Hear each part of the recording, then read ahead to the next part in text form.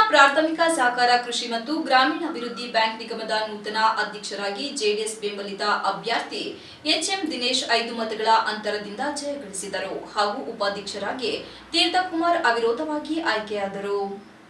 ಬ್ಯಾಂಕಿನ ಸಭಾಂಗಣದಲ್ಲಿ ನಡೆದ ಅಧ್ಯಕ್ಷ ಉಪಾಧ್ಯಕ್ಷರ ಆಯ್ಕೆ ಚುನಾವಣೆಗೆ ಅಧ್ಯಕ್ಷ ಸ್ಥಾನಕ್ಕೆ ಎಚ್ಎಂ ದಿನೇಶ್ ಮತ್ತು ಎಸ್ಎಚ್ ರಾಜಶೇಖರ್ ಹಾಗೂ ಉಪಾಧ್ಯಕ್ಷ ಸ್ಥಾನಕ್ಕೆ ತೀರ್ಥಕುಮಾರ್ ಅಭ್ಯರ್ಥಿಗಳಾಗಿ ನಾಮಪತ್ರ ಸಲ್ಲಿಸಿದ್ದರು.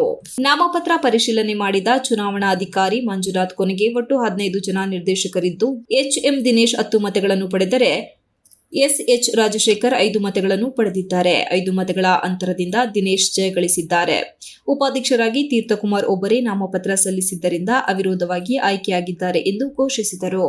ಸಭೆಯಲ್ಲಿ ಆಡಳಿತ ಮಂಡಳಿಯ ನಿರ್ದೇಶಕರಾದ HV Shivashankar, Katyayini, Moogappagowda, Ningaraju, Hiriyannagowda, Vasanth Kumar, SA Ramesh, Gangamma, Jayashankar, Dhananjayamurthy, SS Rajashekar, nominee ಸದಸ್ಯ ಶ್ರೀನಿವಾಸ್ ಇದ್ದರು.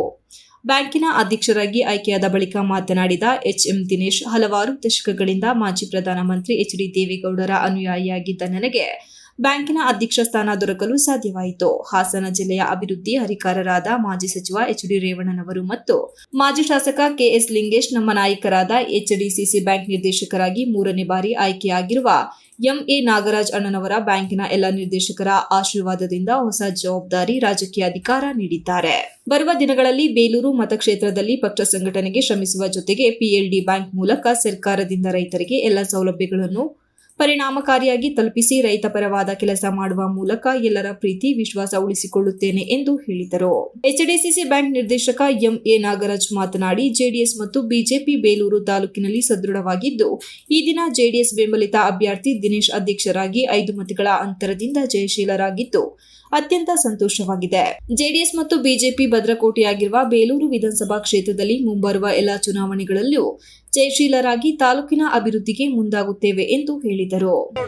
ಶಿವಕುಮಾರ್ ಅವರು ಇರಬಹುದು, ಮೊಗಪ್ಪಗೌಡರು ಇರಬಹುದು, ಇನ್ನೂ ಅನೇಕರು ಮಾಜಿ ಈ ಸಂಸ್ಥೆಗೆ ದುಡಿದಂತಹ ಮಾಜಿ ಹಾಗೂ ಹಾಲಿ ಸದಸ್ಯರುಗಳಿಗೆ ಈ ಸಂದರ್ಭದಲ್ಲಿ ನಾನು ಅಭಿನಂದನೆಯನ್ನು ಸಲ್ಲಿಸ್ತೇನೆ. ನಾನು ಅಧ್ಯಕ್ಷನಾಗಿದ್ದೀನಿ. ನಾನು ಈ ಬ್ಯಾಂಕಿನ ಅಭಿವೃದ್ಧಿಗೆ ಶ್ರಮಿಸ್ತೀನಿ ಅಂತ ಈ ಸಮಯದಲ್ಲಿ ನಿಮ್ಮೆಲ್ಲರಿಗೂ ನಾನು ಹೇಳ್ತಾ ಮತ್ತೊಮ್ಮೆ ನಾನು ನಮ್ಮ ಮಾಜಿ ಪ್ರಧಾನಿಗಳಿಗೆ ವಂದಿಸುತ್ತಾ ನಮ್ಮ ರೇವಣ್ಣರವರಿಗೆ ವಂದಿಸುತ್ತಾ ನನ್ನ ಈ ಒಂದೆರಡು ಮಾತುಗಳನ್ನ ಮುಗಿಸುತ್ತೇನೆ. ಈ ಸಂದರ್ಭದಲ್ಲಿ ಮಾಜಿ ಶಾಸಕ ಕೆಎಸ್ ಲಿಂಗೇಶ್, ಜೆಡಿಎಸ್ ಮುಖಂಡರಾದ ಬಲ್ಲೇನಹಳ್ಳಿ ರವಿಕುಮಾರ್, ಅಶ್ವಥ್ ಬಾನಸಬಳ್ಳಿ ಸೇರಿದಂತೆ ನೂರಾರು ಜೆಡಿಎಸ್ ಮುಖಂಡರು, ಬಿಜೆಪಿ ಮುಖಂಡರು ಇದ್ದರು.